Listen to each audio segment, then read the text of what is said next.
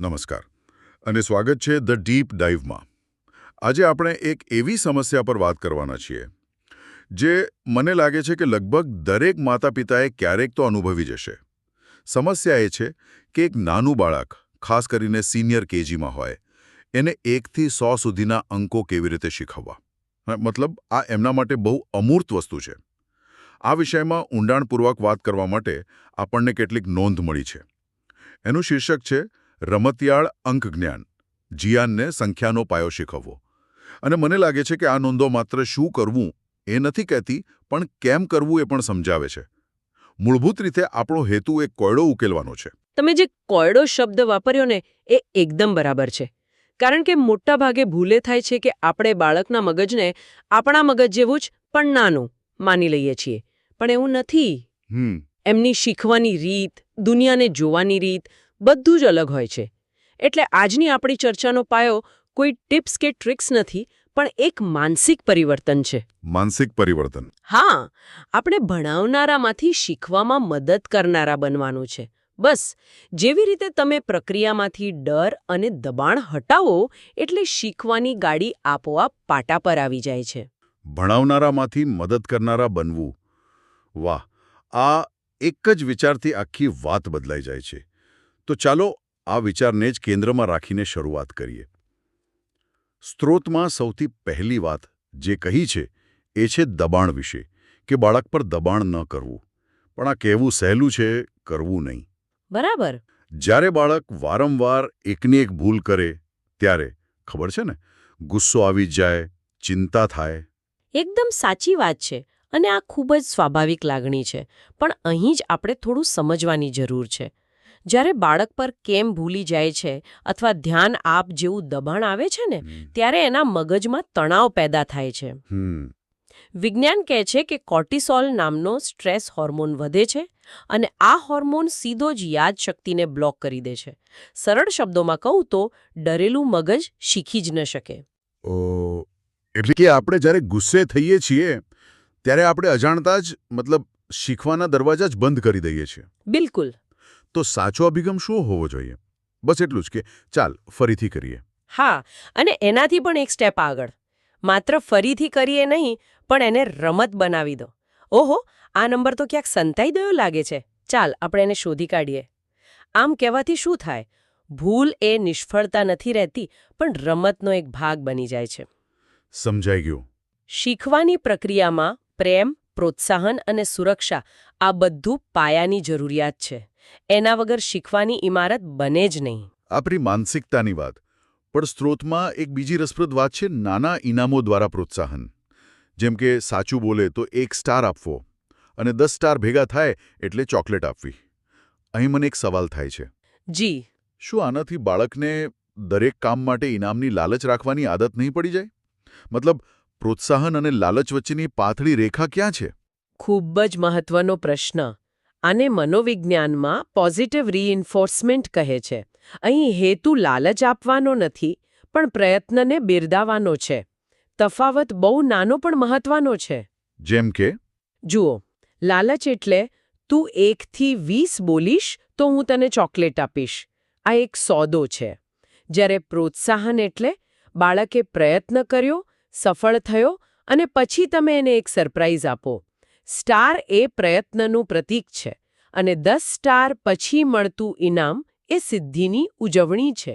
અચ્છા, એટલે ઉજવણી પર ભાર છે, સોદાબાજી પર નહીં. બરાબર. અને ઇનામ કંઈ મોટું હોવું જરૂરી નથી. તમારી તાળી, એક વાલ કે વાહ તે તો કમાલ કરી દીધી જેવા શબ્દો પણ મોટામાં મોટું ઇનામ છે. મુખ્ય વાત એ છે કે એના પ્રયત્નને સ્વીકૃતિ મળે. બરાબર છે. આ પાયાની વાત તો સમજાઈ ગઈ. હવે ચાલો એ પદ્ધતિઓ પર આવીએ જેનાથી શીખવાની પ્રક્રિયાને રમત બનાવી શકાય. સ્ત્રોતમાં ગીત, રમતગમત અને રોજિંદા જીવનની વસ્તુઓનો ઉલ્લેખ છે. મને લાગે છે કે આ ત્રણેય એકબીજા સાથે જોડાયેલી છે. ચોક્કસ. આ ત્રણેય પદ્ધતિઓનો સાર એક જ છે કે આપણે ભણાવવાનું બંધ કરીને શીખવાને જીવનનો એક ભાગ બનાવી રહ્યા છીએ.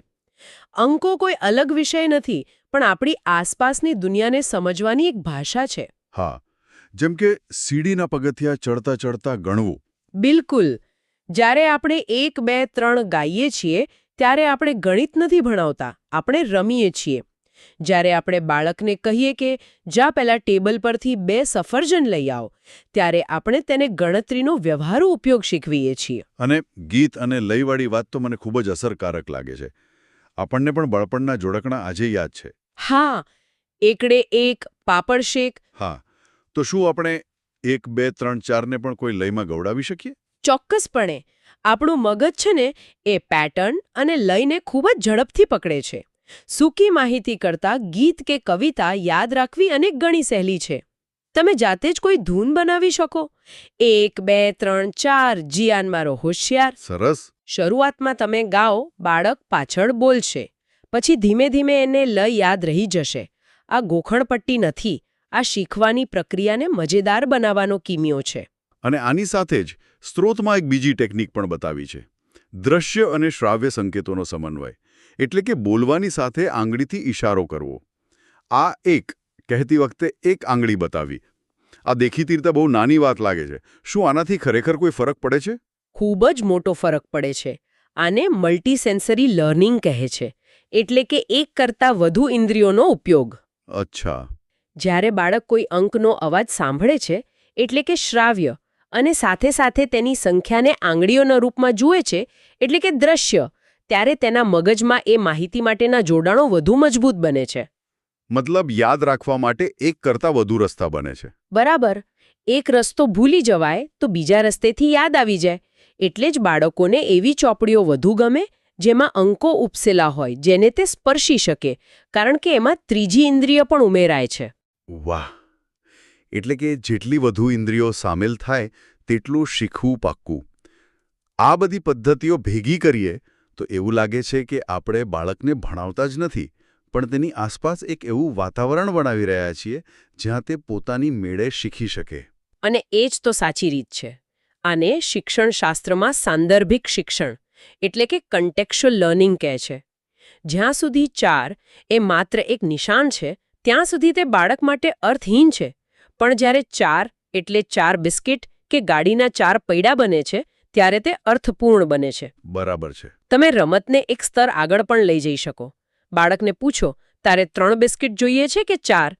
આનાથી તે માત્ર ગણતરી નથી શીખતો, પણ સરખામણી અને નિર્ણય લેતા પણ શીખે છે. ખૂબ સરસ. પણ આ બધું કરતા પહેલા સૌથી મોટો પડકાર તો શરૂઆત કરવાનો છે. 1 થી 100 એકસાથે શીખવાવા બેસીએ તો બાળક અને મા-બાપ બંને થાકી જાય. હા. આના માટે સ્ત્રોતમાં શું ઉપાય બતાવ્યો છે? આના માટે એક ખૂબ જ અસરકારક પદ્ધતિ છે ટુકડામાં શીખવવું, જેને અંગ્રેજીમાં ચંકિંગ કહે છે. બાળકની ટૂંકા ગાળાની યાદશક્તિ ખૂબ જ મર્યાદિત હોય છે. તે એક સમયે 5-7 કરતાં વધુ નવી માહિતી ગ્રહણ નથી કરી શકતું. અચ્છા. જો તમે તેને 1 થી 100નો આખો પહાડ બતાવશો તો તે ગભરાઈ જશે. તો સાચી રીત એ છે કે પહેલા દિવસે માત્ર 1 થી 10, પછી બીજા દિવસે 11 થી 20, એમ ધીમે ધીમે આગળ વધવું. પણ અહીં મારો એક પ્રશ્ન છે. જ્યારે આપણે 11 થી 20 શીખવતા હોઈએ ત્યારે શું બાળક 1 થી 10 ભૂલી નહીં જાય? ઉત્તમ પ્રશ્ન. અને આનો જવાબ છે હા, ભૂલી શકે છે. તો એટલે જ પુનરાવર્તન જરૂરી છે. પણ પુનરાવર્તનનો અર્થ પરીક્ષા લેવાનો નથી. દિવસની શરૂઆત એક નાની રમતથી કરો.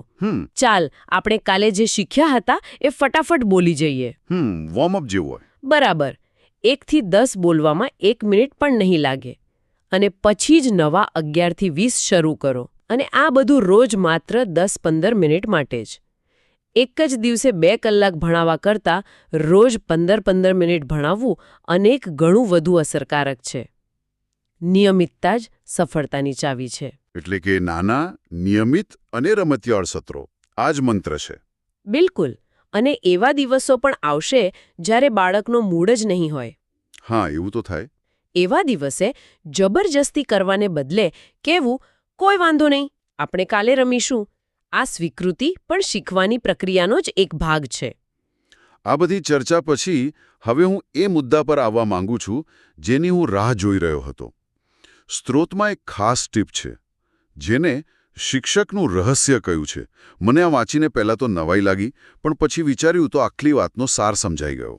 અચ્છા, અને એ રહસ્ય શું છે? રહસ્ય એ છે કે જો બાળક 1 થી 20 સુધીના અંકો પાક્કા ભૂલ વગર શીખી લે તો પછી 1 થી 100 સુધીનો રસ્તો આપોઆપ સરળ થઈ જાય છે. મોટાભાગનો સંઘર્ષ માત્ર પહેલા 20 અંકોમાં જ છે. શું આ વાત સાચી છે? આની પાછળ કોઈ તર્ક છે? હા, આની પાછળ ખૂબ જ મજબૂત તર્ક છે. તમે ગુજરાતી સંખ્યાઓ પર ધ્યાન આપો. 10 પછી 10 એક નથી આવતું, પણ 11 આવે છે. પછી 12, 13, 14 આ બધા શબ્દોની કોઈ ચોક્કસ પેટર્ન નથી. બરાબર, બધા અલગ અલગ છે. હા, દરેક શબ્દ અનન્ય છે.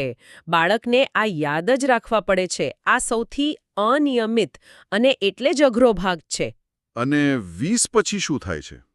20 પછી એક જાદુ થાય છે. એક ચોક્કસ પેટર્ન શરૂ થાય છે. 21, 22, 23. બરાબર. એ જ રીતે 30 પછી 31, 32. બાળક એકવાર આ પેટર્ન પકડી લે પછી તેને ખબર પડી જાય છે કે આગળ શું આવવાનું છે.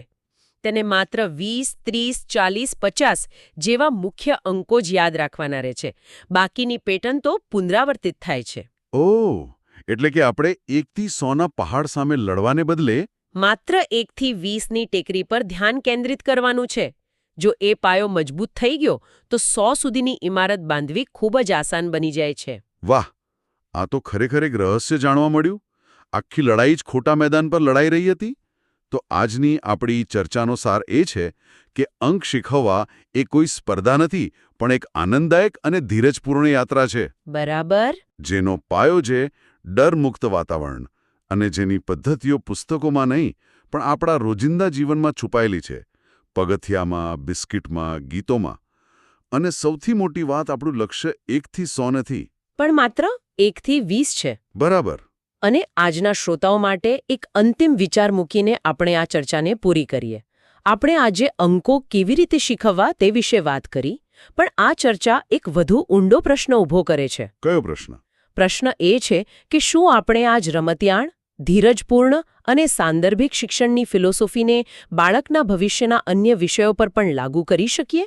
શું થાય જો આપણો અંતિમ ધ્યેય માત્ર અંકો કે અક્ષરો શીખવવાનો નહીં, પણ બાળકના મનમાં આજીવન શીખવા માટેનો પ્રેમ અને જિજ્ઞાસા કેળવવાનો હોય?